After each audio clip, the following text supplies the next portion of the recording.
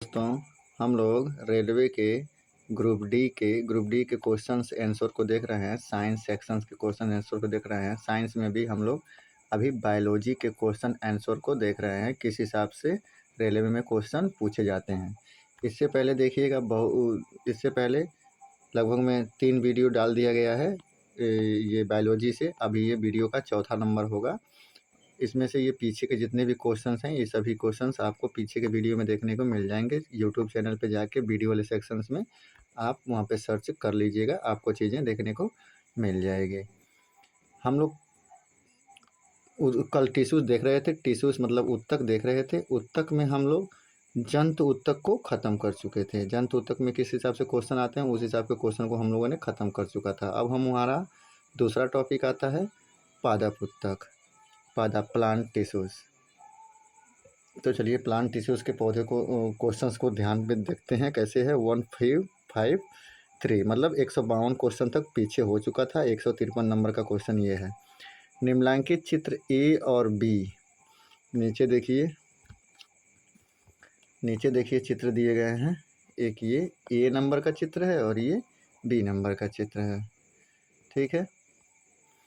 दोनों ही पौधों में पाए जाने वाले दृढ़ोतक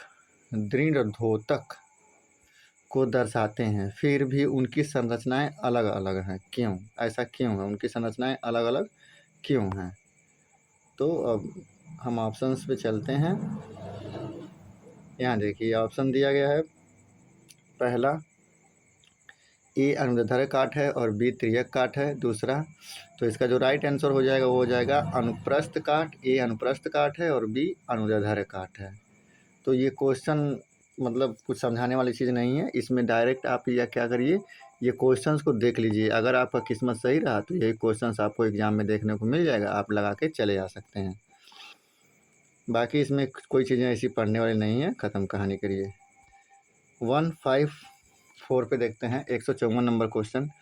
पुराने जाइलम में किस प्रकार के अवशिष्ट उत्पादों को संग्रहित किया जाता है? पुराने जाइलम में किस प्रकार के अपशिष्ट उत्पादों को संग्रहित किया जाता है? तो रेजिन और गोंद नामक अपशिष्ट पदार्थों को संग्रहित किया जाता है। कहाँ? पुराने जाइलम में।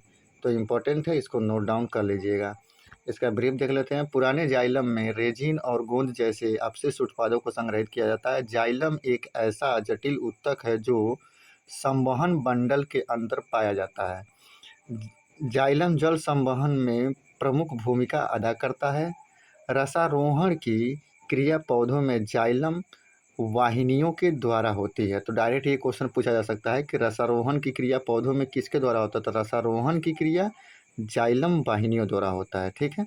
ये डायरेक्ट एक क्वेश्चन बन सकता है। और पुराने जाइलम में क्या क्या होता है? तो रेजिन और गोंद होता है। इंपॉर्टेंट है, नोट डाउन कर लीजिएगा। नेक्स्ट क्वेश्चन, पादपों में अपशिष्ट उत्सर्जन की प्रक्रिया के संबंध में इनमें से कौन सा कथन सही है? कौन सा कथन सही है? मतलब 3 गलत होंगे, एक ही सही होगा। तो सही यही है, डी वाला। कुछ पौधों में अपशिष्ट उत्पाद रॉल रेजिन के रूप में संचित रहते हैं। कुछ पौधों में संचित रहते हैं, तो इसको नोट डाउन आप कर सकते हैं। अब यहाँ पे ब्रीफ देख लीजिए। पादपों में अपशिष्ट उत्सर्जन प्रक्रिया के अंतर्गत कुछ पौधों में अपशिष्ट उत्पाद रॉल रेजिन के रूप में संचित होते हैं। पादप मिट्टी में अपशिष्ट पदार्थों का उत्सर्जन करते हैं। ऑक्सीजन प्रकाश संश्लेषण का एक उप उत्पाद है। ऑक्सीजन क्या है? एक प्रकाश संश्लेषण का एक उप उत्पाद है, मतलब मुक्त हुआ चीज़ है ये। नेक्स्ट क्वेश्चन 156 पे, एक कटी हुई टहनी को रंगीन पानी में रखा जाता है। जैसा कि नीचे दिए गए चित्र में दिखाया गया है कि कुछ घंटों बाद जब टहनी काट दी जाएगी तो वह कैसी दिखेगी? रंगीन उत्तक कहाँ पाया जाता है? डायरेक्ट क्वेश्चन यही है कि रंगीन उत्तक कहाँ पाया जाता है। ये देखिए यहाँ पे ये चित्र दिखाए गए हैं। अब रंगीन ये एक टहनी है, इसको काट के रंगीन पानी में रख दिया गया है। यहाँ पे ऑप्शन दिए गए हैं और नीचे आपका आंसर दिया गया है। तो रंगीन उत्तक कहाँ पाएंगे? तो रंगीन उत्तक रंगीन है, मान लीजिए देखिए ये भी रंगीन नहीं है, ये भी रंगीन नहीं है, ये भी रंगीन नहीं है, तो सिर्फ ये वाला रंगीन है, तो ये वाला आंसर सही हो जाएगा हमारा। एक कटी हुई, कौन सा आंसर सही होगा, तो ए वाला आंसर सही होगा, चित्र ए। एक कटी हुई टहनी को रंगीन पानी में रखा जाता है, जैसा कि चित्र में दिखाए गए कुछ घंटों बाद जब टहनी काट दी जाएगी तो वह चित्र ए की तरह दिखाई देगा। किस तरह दिखाई देगा, चित्र ए की तरह दिखाई देगा। नेक्स्ट 157, पौधों की पत्तियों द्वारा तैयार भोजन को फ्लोएम के माध्यम से पौधों के किन भागों तक पहुंचाया जाता है। यानी कि पत्तियां जब खाना बना लेती हैं तो तैयार भोजन को फ्लोएम, किसके माध्यम से, फ्लोएम के माध्यम से पौधों के किन भागों तक पहुंचाया जाता है। किन भागों तक पहुंचाया जाता है, तो पौधों के जड़ों, बीजों, फलों और बीजों तक को पहुंचाया जाता है। तो काफ़ी इंपॉर्टेंट है, नोट डाउन कर लीजिए। कौन पहुंचाता है, फ्लोएम पहुंचाता है। कहाँ तक, जड़ में, फल में, फूल में, बीजों तक में। जड़ में, फूल में, बीज में, बीजों तक में, इतनी जगह पे फ्लोएम पौधों द्वारा, जो पौधों की पत्तियों द्वारा जो भोजन तैयार होता है वो फ्लोएम क्या काम करता है, इनके इतना तरह तक, जड़ तक, बीज तक, फल तक, बीजों तक पहुंचाता है। इसमें देख लीजिए ब्रीफ। पौधों की पत्तियों द्वारा तैयार भोजन को फ्लोएम के माध्यम से पौधों के जड़ों, बीजों, फलों, बीजों तक पहुंचाया जाता है। फ्लोएम संवहनी पौधों में पाया जाने वाले परिवहन तंत्र के रूप में कार्य करने वाली जटिल ऊतक है। ये काफ़ी इंपॉर्टेंट है। फ्लोएम क्या है, तो पौधों में पाए जाने वाले परिवहन तंत्र के रूप में कार्य करने वाला एक जटिल ऊतक है। मतलब ये एक ट्रांसपोर्टर की तरह काम करता है पौधों में। कौन, फ्लोएम। यहाँ पे भी चित्र दिखाए गए हैं। कौन सी आकृति फ्लोएम में भोजन की गति का सही निरूपण करती है। भोजन की गति का सही निरूपण कौन सा मतलब चित्र करता है, तो देखिए आंसर में, यहाँ देखिए आंसर में इसने सी दिया है। सी वाले को कह रहा है कि सी वाले में फ्लोएम की गति काफ़ी तेज़ है। अब कैसे है ये हम नहीं बता सकते हैं, आप लोग नेट वगैरह से सर्च करके देख लीजिएगा। फ्लोएम एक संवहन ऊतक है जिसका मुख्य कार्य पत्तियों द्वारा बनाए गए भोजन को पौधों के अन्य भागों तक पहुंचाना है। उपयुक्त प्रश्न में सी फ्लोएम में भोजन की गति का सही निरूपण करती है। सी फ्लोएम में भोजन की गति का सही निरूपण करती है।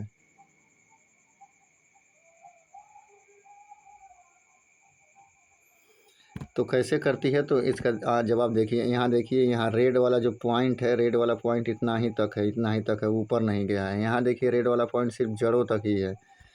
फिर यहाँ देखिए रेड वाला पॉइंट कहाँ तक है, तो सिर्फ पत्तियों में ही है, सिर्फ पत्तियों में ही है और कहीं नहीं है। यहाँ पे देखिए सभी जगह पे है, सभी जगह पे रेड वाला पॉइंट। देखिए इधर पत्ती में भी जा रहा है, इधर भी जा रहा है, इधर भी जा रहा है, इधर भी जा रहा है, यहाँ से ये इधर भी जा रहा है और जड़ों में भी है। तो सभी जगह पे पहुँचाया जाता है। तो हमारा चौथा नंबर का फिगर सही हो जाएगा। हमको लगभग में आप लोग समझ चुके होंगे कि ये क्या पूछना चाह रहा है। देखिए कोई ज़रूरी नहीं है कि यही क्वेश्चंस आएँ, लेकिन इस हिसाब से क्वेश्चंस मिल सकते हैं आपको परिपेपर में। तो आप लोग आधा घंटा 1 घंटा का समय देना है। और कभी भी वीडियो देखिए तो क्रॉस 2x पे देखिए, ना कि इस वीडियो की स्पीड को बढ़ा लीजिए, जिससे आपको आवाज़ भी काफ़ी अच्छी सुनाई देगी और चीज़ें भी अच्छी तरीके से समझ में आएंगी। नेक्स्ट क्वेश्चन, इनमें से किस प्रकार की कोशिकाएं पादपों में संवहनी ऊतक का भाग नहीं है। कौन संवहनी ऊतक का भाग नहीं है, तो कोलेन काइमा जो है संवहनी ऊतक का भाग नहीं है। बाकी ये तीनों के तीनों हैं। संवाहिका है, पैरेन काइमा है और वाहिका, ये तीनों के तीनों संवहनी ऊतक के भाग हैं, पर कोलेन काइमा भाग नहीं है। ब्रीफ देखते हैं। कोलेकाइमा कोशिकाएं पादपों में संवहनी ऊतक का भाग नहीं है। ये कोशिकाएं संवहनी ऊतक को समर्थन प्रदान करती हैं तथा यांत्रिक चोट के खिलाफ पौधों को सुरक्षा प्रदान करती है। तो ये डायरेक्ट क्वेश्चन पूछा जा सकता है। कोलेकाइमा जीवित कोशिकाएं हैं, इनमें सेल्यूलोज की कोशिका भित्ति होती है। तो डायरेक्ट ये क्वेश्चन पूछा जा सकता है कि पौधों में लगे चोट को सुरक्षा कौन प्रदान करता है, तो पौधों में लगे चोट की सुरक्षा कोलेकाइमा प्रदान करता है। समझ में आया ना, यांत्रिक चोट के खिलाफ पौधों की सुरक्षा कौन करता है, तो कोलेकाइमा करता है। एक जीवित कोशिका होती है और इसमें सेल्यूलोज कोशिका भित्ति सब पाई जाती है। नेक्स्ट नंबर क्वेश्चन 160, इसको थोड़ा सा छोटा कर लीजिए ताकि सब दिखाई दे। हाँ, फ्लोएम के माध्यम से परिवहन के बारे में निम्नलिखित में से कौन सा कथन असत्य है? तो कौन सा कथन असत्य है? तो सी वाला असत्य है। फ्लोएम में परिवहन में जीटीपी और सीटीपी का उपयोग होता है, ये गलत है। बाकी तीनों के तीनों सही हैं। फ्लोएम में परिवहन ऊर्जा के उपभोग एटीपी द्वारा होता है।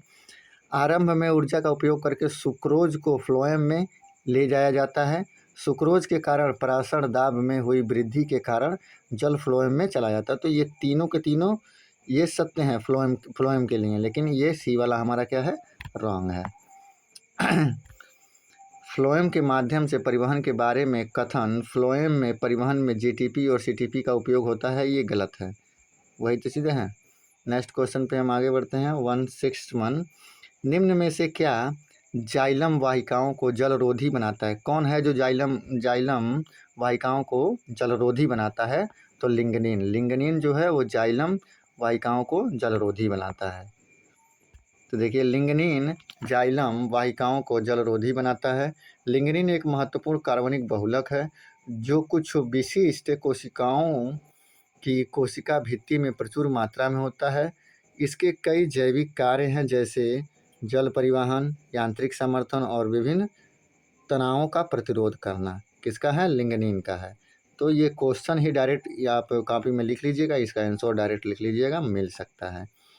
नेक्स्ट क्वेश्चन, पौधे अपने अपशिष्ट उत्पादों को किन विभिन्न भागों में संग्रहित करते हैं? किन विभिन्न भागों में संग्रहित करते हैं? तो देखिए, पत्तियों में संग्रहित करते हैं, रसधानियों में संग्रहित करते हैं और पुराने जाइलम में संग्रहित करते हैं। पुराने जाइलम वाली बात पहले ही हम लोग देख चुके हैं। देखिए, पौधे अपने अपशिष्ट उत्पादों को विभिन्न भागों जैसे पत्तियों, रसधानियों, पुराने जाइलम में संग्रहित करते हैं। तना, छाल, रसधानी, पत्ते आदि इन अपशिष्ट उत्पादों को ही उनकी बाहरी परत की ओर स्थानांतरित करते हैं। पौधे इन्हें अस्थायी रूप से संग्रहित करते हैं। तो इतना चीज़ें जानने की जरूरत नहीं है, बस इतना ही, पत्तियां, रसधानियाँ और पुराने जाइलम में संग्रहित करते हैं, यहाँ तक लिख लीजिए, बहुत है। नेक्स्ट क्वेश्चन,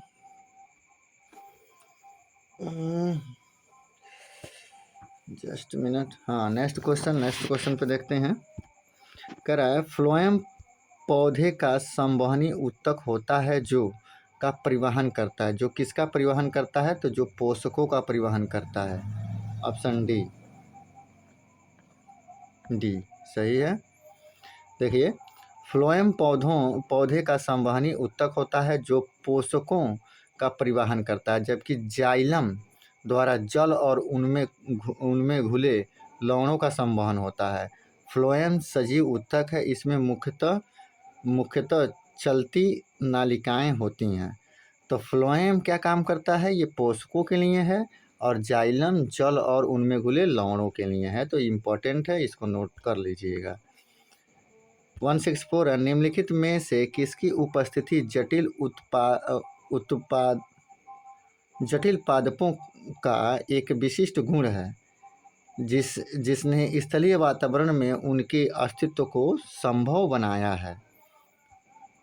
तो कौन है ये? तो संवहनी ऊतक है ये। किनकी उपस्थिति जटिल पादपों का एक विशिष्ट गुण है? तो संवहनी ऊतक की उपस्थिति जटिल पादपों का एक क्या है? जटिल पादपों का एक विशिष्ट गुण है संवहनी ऊतक की उपस्थिति, जिसने स्थलीय वातावरण में उनके अस्तित्व को बनाए रखा है। संवहनी ऊतक उपस्थित जटिल पादपों का एक विशिष्ट गुण है जिसमें स्थलीय वातावरण में उनके अस्तित्व को संभव बनाया है। संवहनी ऊतक प्राथमिक घटक जाइलम और फ्लोएम है। संवहनी ऊतक में कोशिकाएं सामान्यतः लंबी और पतली होती हैं, तो ये इम्पोर्टेंट नहीं है। नेक्स्ट, इसको छोटा करने से है तो छोटा करिए। हाँ, अब देखिए, सामान्यतः प्राणियों की तुलना में पादपों को कम ऊर्जा की आवश्यकता होती है। इसके मुख्य कारण निम्नलिखित हैं। तो इनमें से सही कौन सा है? तो सही वाला एक ए है और एक बी है। ऊतकों में बड़े अनुपात में मृत कोशिकाओं की उपस्थिति इस वजह से वो कम ऊर्जा लेते हैं। दूसरा, गतिशीलता की अनुपस्थिति, इसलिए वो कम ऊर्जा लेते हैं। पादप अपना भोजन स्वयं संश्लेषण करते हैं, ये वाला नहीं हो पाएगा। और शोषण के दौरान पादप O2 मुक्त करते हैं, ये भी नहीं हो पाएगा। तो बी वाला आंसर सही होगा, ए और बी सही होगा। इसको नोट कर लीजिएगा, काफ़ी इम्पोर्टेंट है। नेक्स्ट 166। तो 166 में देखिए क्या कर रहा है, निम्नलिखित में से कौन से उत्सर्जी उत्पाद पौधों के पुराने जाइलम में संग्रहित होते हैं। तो कौन संग्रहित होता है, तो रॉल जो होता है वो पुराने जाइलम में संग्रहित होता है।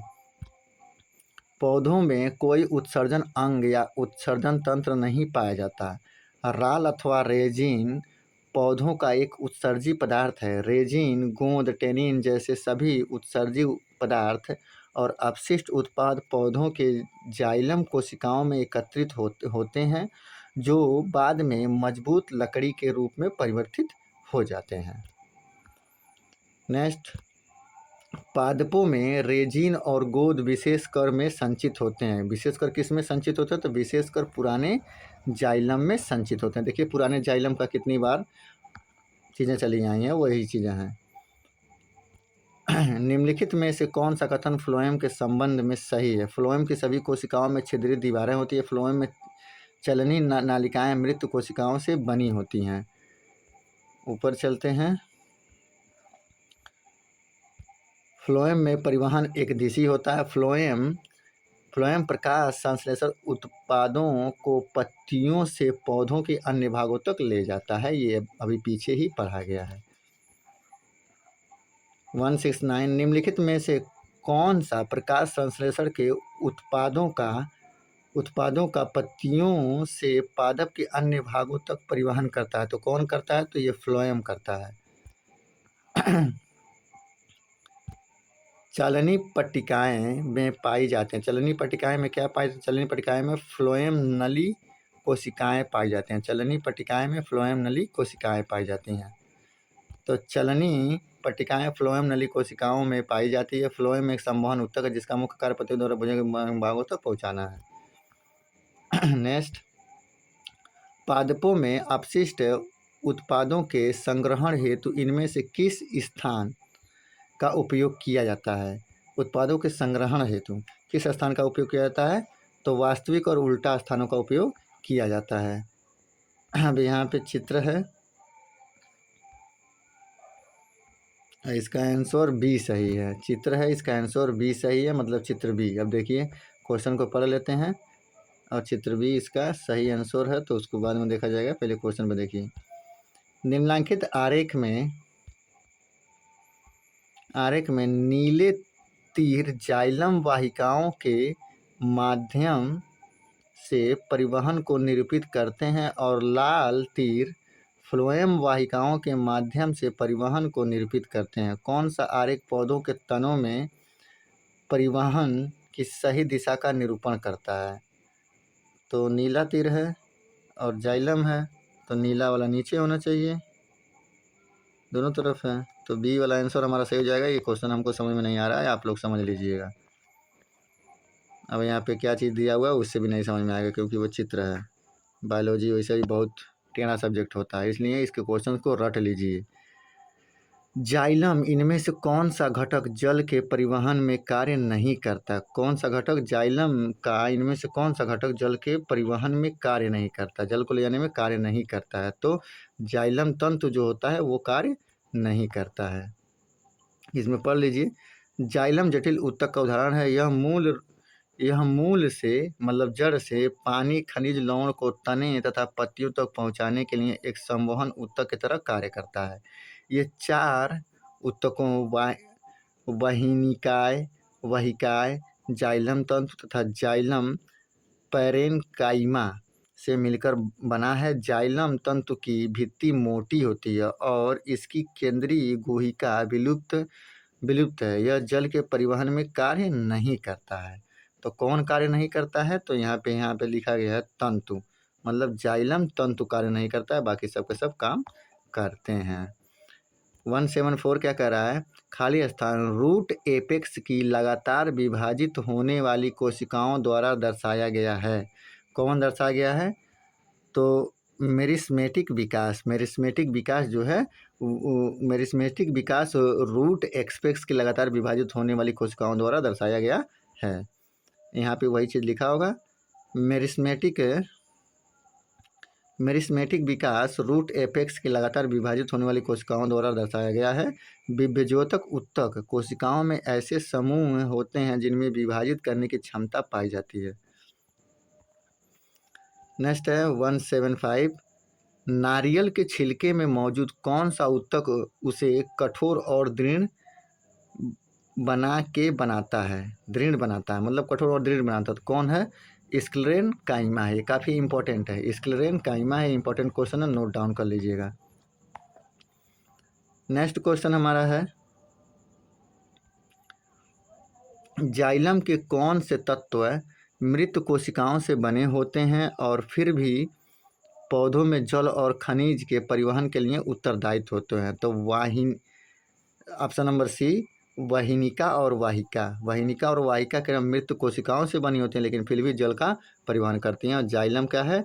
जल और लवण को ले जाने वाला एक रास्ता मान सकते हो या एक चीज़ मान सकते हो, जो भी है। जाइलम 4 अलग अलग प्रकार के कोशिकाओं से बना होता है। वाहिनिका, वाहिकाएँ, जाइलम तंतु और दारू मृदुतक। जाइलम पेरेनिका, जाइलम पेरेनकाइमा जाइलम का एकमात्र जीवित तत्व है, बाकी सभी मृत हैं। तो ये याद रखिएगा, जाइलम का पेरेनकाइमा ही है जो जीवित है, बाकी सब के सब मृत्यु हैं, मरे हुए तत्व हैं। क्वेश्चन पढ़ लेते हैं यहाँ पे। पौधों में विभेद्योतक उत्तक की कोशिकाएं एक ऐसी प्रक्रिया से गुजरती हैं जिसमें वह विभाजित होने की क्षमता खो देती हैं तथा एक स्थायी आकृति और आकार ग्रहण कर लेती हैं और एक विशिष्ट कार्य करने के लिए विशेषीकृत हो जाती हैं। इस प्रक्रिया को किस नाम से जाना जाता है? हमको लग रहा है आपको क्वेश्चन समझ में आ गया होगा। तो इस प्रक्रिया को किस नाम से जाना जाता है? तो इस प्रक्रिया को विभेदन के नाम से जाना जाता है। विभेदन के नाम से जाना जाता है। वही चीज़ें यहाँ पे लिखी गई होंगी। नेक्स्ट, एक लंबा वृक्ष अपने अपशिष्ट उत्पादों को कहाँ संग्रहित कर सकता है? कहाँ संग्रहित कर सकता है एक लंबा वृक्ष? तो पुराने जाइलम में संग्रहित कर सकता है, हार्डवुड में संग्रहित कर सकता है। नेक्स्ट, किसी पादप में मोटी कोशिका भित्ति वाली ऐसी कोशिकाएं हमें कहाँ मिल सकती हैं? तो हमें कहाँ मिल सकती हैं? तो फ्लोएम में मिल सकती हैं। देखिए, सब ग्रुप डी का ही ये क्वेश्चन है। अबे देखिए, क्वेश्चन इतना बड़ा है। इसका चलिए आंसर ही ये सही है, तो यहाँ पे हम थोड़ा सा ये बड़ा कर लेते हैं। अब ये हो गया, थोड़ा सा और छोटा। अब ये हो गया। मृदुतक पौधों में सामान्यतः पाया जाने वाला सरल स्थायी उत्तक है। कुछ पौधों में इसे हरित उत्तक और वायुतक क्यों कहा जाता है? हरित उत्तक इनमें प्रकाश संश्लेषण के लिए क्लोरोफिल पाया जाता है। वायुतक इनमें वायु अवकाश होते हैं और ये तैरने में उनकी सहायता करते हैं। तो ए वाला आंसर इसका सही हो जाएगा। बाकी नेक्स्ट क्वेश्चन हमारा 181 है ना, 181।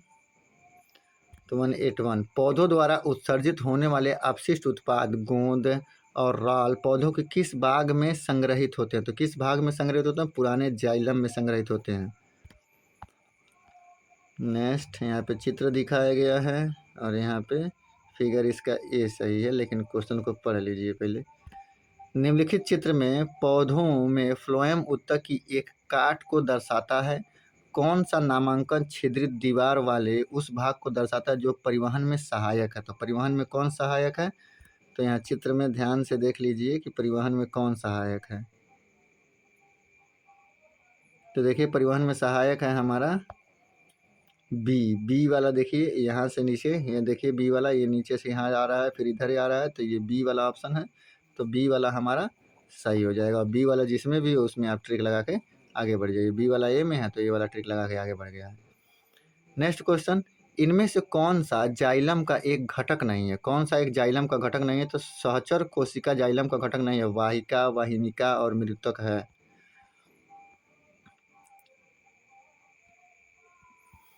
चलिए नेक्स्ट है 184 देखते हैं। भोजन के संग्रहण के लिए जाइलम की कौन सी कोशिकाएं उत्तरदायित्व हैं? तो पैरेन्काइमा है, पैरेन्काइमा उत्तरदायित्व है भोजन के संग्रहण के लिए। पैरेन्काइमा उत्तरदायित्व देख लीजिए, आंसर सही है गलत है? सही है, इसमें पढ़ने लायक भी है, पढ़ लीजिए। पौधों में भोजन के संग्रहण के लिए जाइलम की पैरेन्काइमा कोशिकाएं उत्तरदायित्व होती हैं, जो केवल जीवित कोशिकाओं में स्टार्च और वसा को स्टोर करते हैं, जबकि जाइलम पौधों को यांत्रिक सहारा देते हैं। ये पौधों की जड़ों द्वारा अवशोषित जल तथा खनिज लवण को पौधों के विभिन्न भागों तक पहुंचाने का कार्य करते हैं। इसे जल संवहन ऊतक भी कहते हैं। अंततः भूमि का जल परासरण दबाव द्वारा पौधों के मूल रूमों तक पहुंचता है।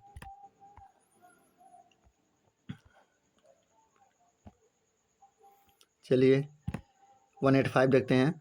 उत्पादों में उत्सर्जन की प्रक्रिया के संबंध में इनमें से कौन सा कथन गलत है? तो गलत कौन है? तो गलत बी है, बाकी सब सही है। प्रकाश संश्लेषण के अपशिष्ट उत्पाद स्टार्च के रूप में संचित हो सकते हैं, नहीं गलत है। अब सही वाला पढ़िए। उत्सर्जन की प्रक्रिया की बात कर रहा है, उत्सर्जन की प्रक्रिया के, तो अपशिष्ट उत्पाद पुराने जाइलम और गोंद के रूप में संचित हो जाते हैं, ये पहला हो गया।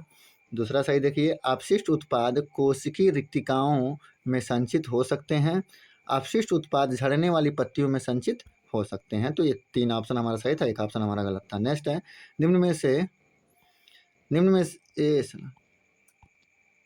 में से कौन सा पशु ऊतक का प्रकार नहीं है? कौन सा पशु ऊतक का प्रकार नहीं है?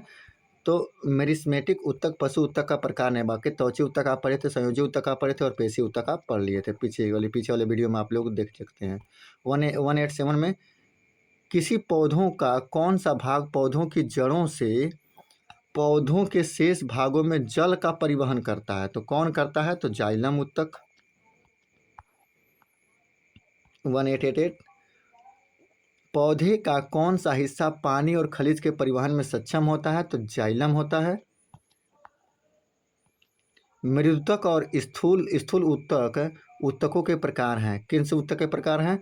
तो सरल स्थायी ऊतक के प्रकार हैं। काफ़ी इंपॉर्टेंट है, नोट कर लीजिएगा। जो स्थायी ऊतक एक ही प्रकार की कोशिकाओं के समूह से मिलकर बना होता है, उसे स्थायी सरल ऊतक कहते हैं। ये 3 प्रकार के होते हैं, पैरेन्काइमा, स्क्लेरेन्काइमा और कोलेन्काइमा। नेक्स्ट क्वेश्चन हमारा ये रहा,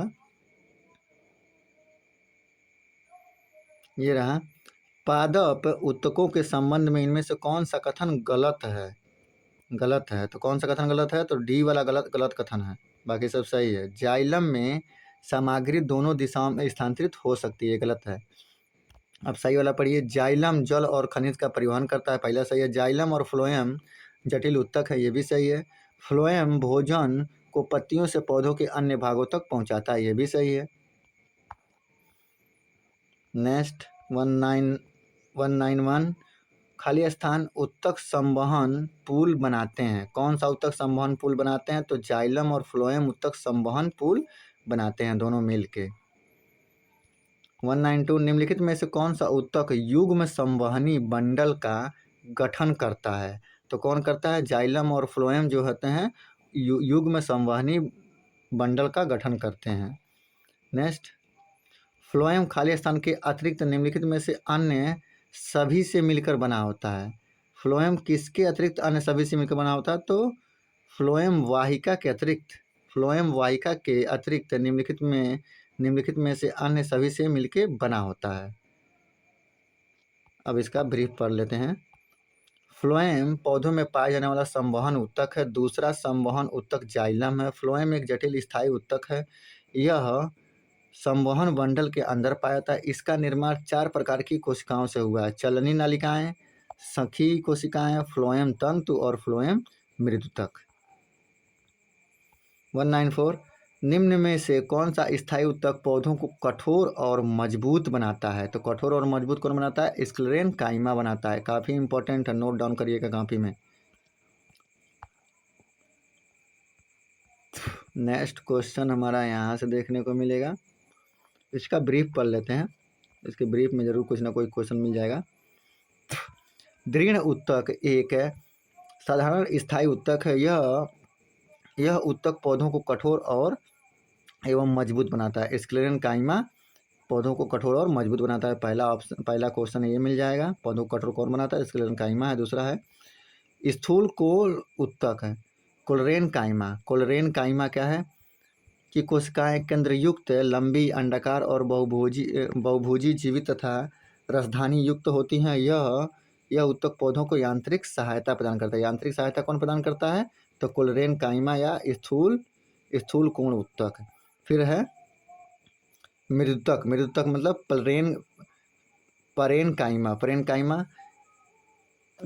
परेनकाइमा क्या करता है? यह एपिडर्मिस के रूप में पौधों का संरक्षण करता है। तो एपिडर्मिस के रूप में पौधों का संरक्षण करता है, इसलिए ये परेनकाइमा। नेक्स्ट है जलीय पौधों में तैरने के लिए गुहिकाएं रहती हैं जो मृदुतक के बीच में पाए जाते हैं। इस प्रकार के मृदुतक को वायुतक या एरेनकाइमा कहा जाता है। तो जलीय पौधों में क्या पाया जाता है? एरेनकाइमा पाया जाता है। काफ़ी इंपॉर्टेंट है। नेक्स्ट है 195। तो 195 देखिए क्या लिखा है। निम्नलिखित में से कौन सा पौधे की बाह्य त्वचा का कार्य नहीं है? कौन सा नहीं है? तो प्रकाश संश्लेषण ये कार्य नहीं है, बाकी सब है। पौधों को संरक्षित करना बाह्य त्वचा का काम है। रोमों की सहायता से वायु के स्थिर रोधन परत तैयार करना ये भी सही है। वाष्पोत्सर्जन को नियंत्रित करना ये भी सही है। बाकी प्रकाश संश्लेषण पत्तियों द्वारा होता है। पौधों में प्रकाश संश्लेषण सूर्य के प्रकाश की उपस्थिति में हरे पत्तियों द्वारा होता है। 196 देखिए। स्थायी उत्तकों के निर्माण के लिए एक स्थायी संरचना, आकार और क्रिया अपनाने की प्रक्रिया को क्या कहा जाता है? क्या कहा जाता है? विभेदन कहा जाता है। इंपॉर्टेंट है, सभी को लिख लीजिएगा। 197 देखिए कि कोशिकाएं कोनों पर अनियमित रूप से मोटी होती हैं। तो किसकी कोशिकाएं? तो कोलरेनकाइमा की कोशिकाएं कोनों पर अनियमित रूप से मोटी होती हैं, स्थूल कोण उत्तक की कोशिकाएं। नेक्स्ट पौधों में लचीलापन उत्तक के कारण आता है। पौधों में लचीलापन किसके कारण आता है? तो पौधों में लचीलापन कोलेनकाइमा के कारण आता है। कोलेनकाइमा के कारण आता है। थोड़ा इसमें ब्रीफ हम देख लेते हैं। पौधों में लचीलेपन का गुण स्थायी उत्तक, स्थूल उत्तक के कारण होता है। कोलरेनकाइमा टिश्यूज।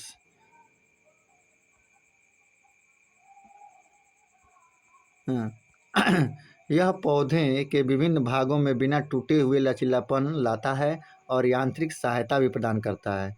यह उत्तक एपिडर्मिस के नीचे पर्णवृत्त में पाया जाता है। इस उत्तक की कोशिकाएं जीवित, लंबी और अनियमित ढंग से कोनों पर मोटी होती हैं, लेकिन इनके सेलुलोज, हेमीसेलुलोज तथा पैक्टिन जमा होती है, इसलिए इनके कोने मोटे होते हैं और अंतराकोशीय स्थान नहीं होता है। तो आगे बढ़ते हैं। यहाँ से हम आगे बढ़ते हैं। ये भी क्वेश्चन हो गया।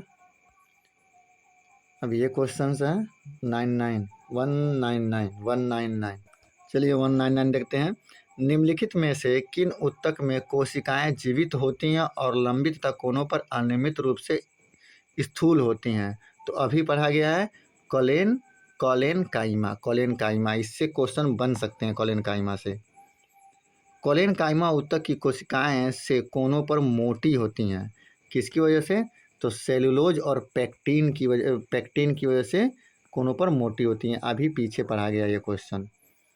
खाली स्थान उत्तक में कोशिकाएं जीवित, लंबी और कोनों पर अनियमित रूप से मोटी होती हैं। तो कौन है?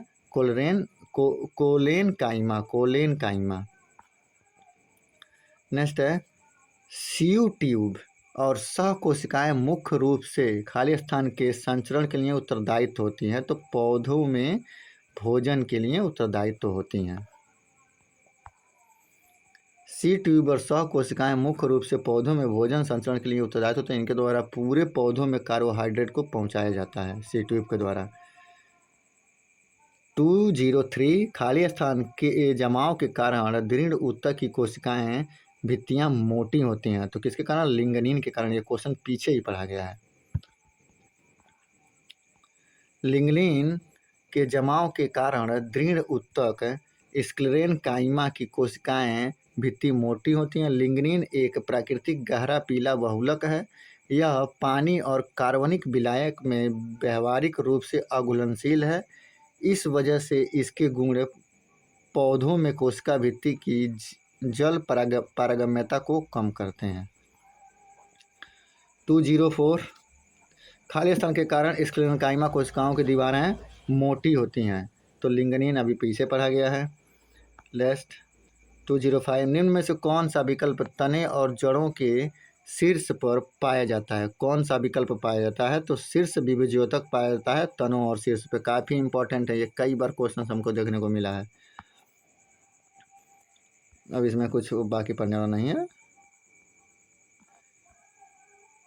206 निम्न में से कौन सा सरल स्थायी उत्तक नहीं है? कौन सा सरल स्थायी उत्तक नहीं है? तो जाइलम जो है सरल स्थायी उत्तक नहीं है। बाकी जीवितक, कोलेनकाइमा और स्क्लेरेंकाइमा ये तीनों के तीनों क्या हैं? सरल स्थायी उत्तक हैं। अब जाइलम के बारे में यहाँ पर दिया, तो जाइलम के बारे में हम लोग पहले पढ़ चुके हैं। 207 एक जटिल स्थायी उत्तक है। कौन एक जटिल स्थायी उत्तक है? तो फ्लोएम एक जटिल स्थायी उत्तक है। यहाँ पे देखिए क्या लिखा था, ये सरल स्थायी उत्तक, जबकि जटिल स्थायी उत्तक करता तो जाइलम हो जाता। तो ये याद रखिएगा कि जो जाइलम है और जो फ्लोएम है ये जटिल है, सरल नहीं है। बाकी इनको छोड़कर सभी को सरल है। निम्नलिखित में से कौन सा एक सरल स्थायी उत्तक नहीं है? सरल स्थायी उत्तक नहीं है तो देखिए जाइलम नहीं है। खाली स्थान सामान्य स्थायी उत्तक नहीं है। सामान्य स्थायी उत्तक नहीं है, जाइलम नहीं है। देखिए एक ही क्वेश्चन कितनी बार रिपीट किया ये। निम्नलिखित में से कौन सा एक सरल स्थायी उत्तक नहीं है? सरल स्थायी उत्तक नहीं है, जाइलम नहीं है। निम्नलिखित में से कौन सा उत्तक मुख्य रूप से मृत कोशिकाओं से बना होता है? तो जाइलम जो होता है वो मृत कोशिकाओं से बना होता है। जाइलम उत्तक मुख्य रूप से मृत कोशिकाओं से बना होता है। यह एक संवहन उत्तक है। इसका कार्य जड़ों द्वारा अवशोषित जल तथा खनिज लवण को विभिन्न भागों तक पहुंचाना है। पौधों में उस उत्तक का नाम क्या है जो जड़ों से पौधों के अन्य हिस्सों में पानी खनिज पहुंचाता है? तो जाइलम नाम है। पौधों में कौन सा उत्तक पानी का संवहन करता है? तो जाइलम करता है।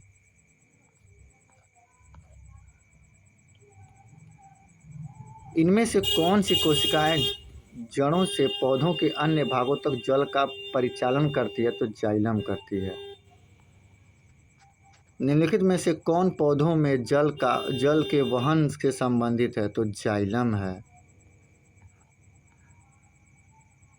अब यहाँ देखिए ये 4 वाहिनियाँ घटक होती हैं, वाहिनिकाएँ, वाहिकाएँ, जाइलम तंतु और जाइलम मृदु।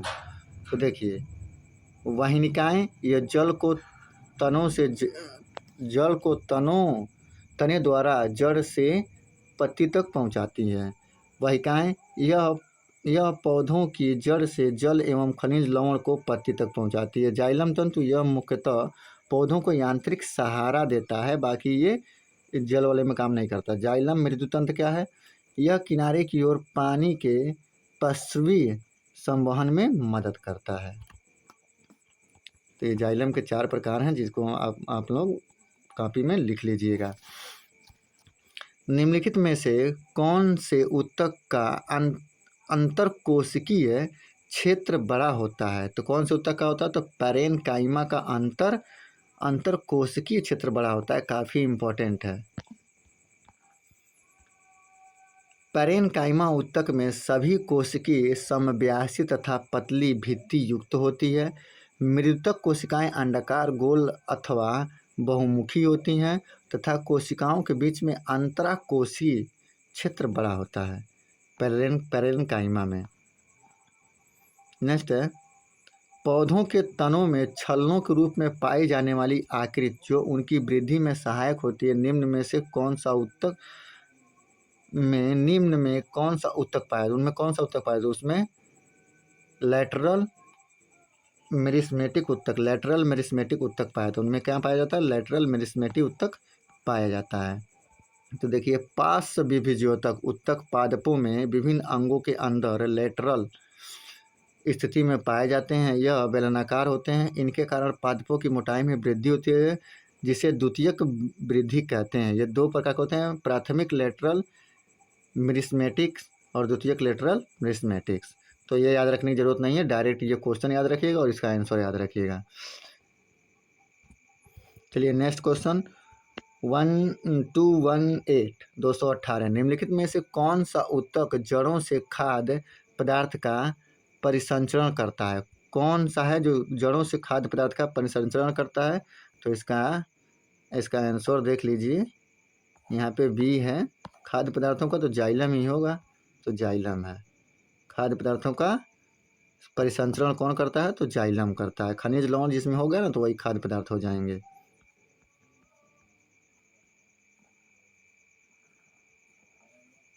इसमें ब्रीफ भी पढ़ लीजिए। जाइलम जटिल उत्तक एक से अधिक प्रकार की कोशिकाओं से मिलकर बनते हैं। सभी कोशिकाएं मिलकर कोई अन्य सामान्य कार्य करते हैं, जैसे जाइलम फ्लोएम। जाइलम जल और उसमें घुले लवणों का संवहन करते हैं, जबकि फ्लोएम पत्तियों द्वारा निर्मित भोज्य पदार्थों का संवहन करते हैं। नेक्स्ट 219 खाली स्थान उत्तक की कोशिकाएं अलग अलग प्रकार के स्थायी उत्तक बनाने के लिए पृथक होती हैं। तो किस विभिज्योतक उत्तक की कोशिकाएं?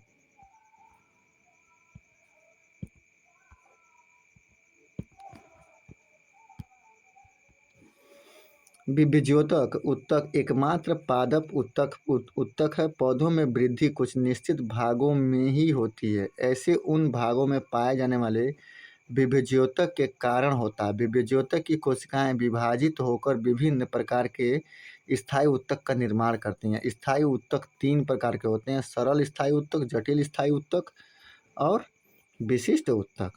तो कौन होता है? विभिज्योतक होता है, जिससे जड़ें जो पौधे होते हैं वो बढ़ते रहते हैं। 220 देखिए क्या कह रहा है, थोड़ा कलर बदल लीजिए। स्थायी उत्तक है खाली स्थान के अंतर्गत वर्गीकृत किए जाते हैं। स्थायी उत्तक किसके अंतर्गत वर्गीकृत किए जाते हैं? तो मेरिस्मेटिक के अंतर्गत वर्गीकृत किया जाता है, विभिज्योतक के अंतर्गत वर्गीकृत किए जाते हैं। नेक्स्ट मेरिस्मेटिक उत्तक एक विशेष भूमिका निभाते हैं और अपनी विभाजित करने की क्षमता को त्याग देते हैं और तब बनते हैं। तब क्या बनते हैं? तब ये स्थायी उत्तक बन जाते हैं, जब वे अपनी विभाजन की क्षमता को त्याग देते हैं। नेक्स्ट खाली स्थान उत्तक एकमात्र पादप उत्तक है जो कोशिका विभाजन द्वारा नई कोशिकाओं का उत्पादन करता है। तो कौन है ये है विभिज्योतक उत्तक या मेरिस्मेटिक उत्तक। देखिए एक ही तरीके के कितने क्वेश्चन देखने को आपको मिल रहे हैं। नेक्स्ट रूट टिप या सूत टिप में कौन सा उत्तक पाया जाता है? तो रूट टिप या सूत टिप में विभिज्योतक उत्तक पाया जाता है, तभी तो पौधे बढ़ेंगे। पौधों में वृद्धि केवल उनके निश्चित एवं विशेष भागों में ही होती है। ऐसे विभाजित होने वाले उत्तकों के कारण ही होता है। ऐसे विभाजित होने वाले उत्तक पौधों में वृद्धि वाले भागों में स्थित होते हैं। इस प्रकार के उत्तक को विभिज्योतक उत्तक कहते हैं। ये कितने प्रकार के होते हैं? 3 प्रकार के होते हैं। शीर्षस्थ विभिज्योतक तने व जड़ के शीर्ष पर पत्तियों के अग्रभाग पर स्थित होता है। इनकी लंबाई में वृद्धि करता है। पार्श्वी विभिज्योतक कैम्ब्रियन तने व जड़ों की परिधि में स्थित होता है और उनकी मोटाई में वृद्धि करता है। और तीसरा कहाँ गया? तीसरा ये है हमारा अंतर्विष्ट विभिज्योतक।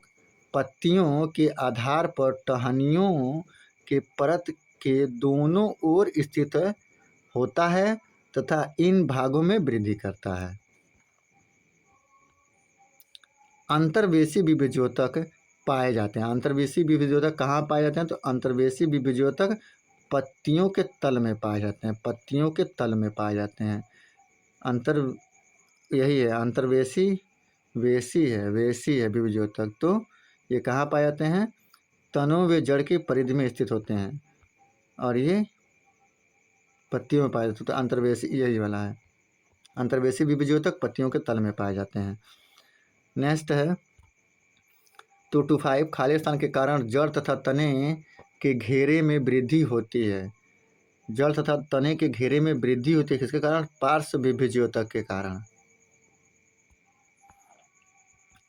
एक पौधों के तने या जड़ का घेरा किस कारण बढ़ता है? किस कारण से बढ़ता है? तो लेटरल मेरिस्टेम की वजह से, लेटरल मेरिस्टेम की वजह से बढ़ता है।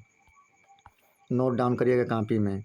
जड़ें या तने या जड़ का घेरा के कारण बढ़ता है। के कारण, किसके कारण बढ़ता है?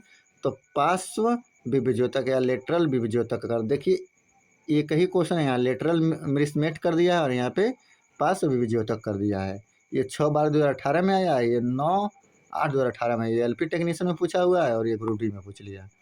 नेक्स्ट देखिए, अग्रस्थ शीर्षस्थ मेरिस्टेम के शीर्ष पर पाया जाता है। किसके शीर्ष पर पाया जाता है? तो तना और जड़ के शीर्ष पर पाया जाता है। नेक्स्ट, पौधों में प्राथमिक वृद्धि इससे होती है। किससे होती है? तो राइट आंसर बी है, सी और डी से। तो सी कौन है? अंतर्वेशी विभज्योतक से, और डी कौन है? शीर्ष विभज्योतक से। तो पौधों में वृद्धि इन्हीं दोनों वजह से होती है, ज़्यादा पढ़ने की जरूरत नहीं है। यहाँ पे पढ़ भी सकते हैं क्योंकि इसका ब्रीफ सही है। पौधों में वृद्धि मुख्यतः सक्रिय कोशिका विभाजन वाले विशिष्ट क्षेत्रों में ही सीमित होती है। इस क्षेत्र को मेरिस्टेम कहते हैं।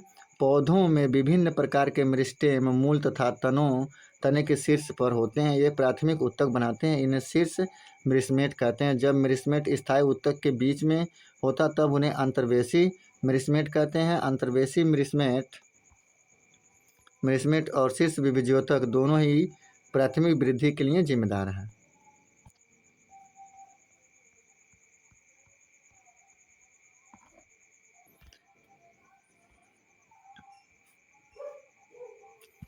देखिए अब यहाँ पे हम अपने वीडियो का एंड करते हैं।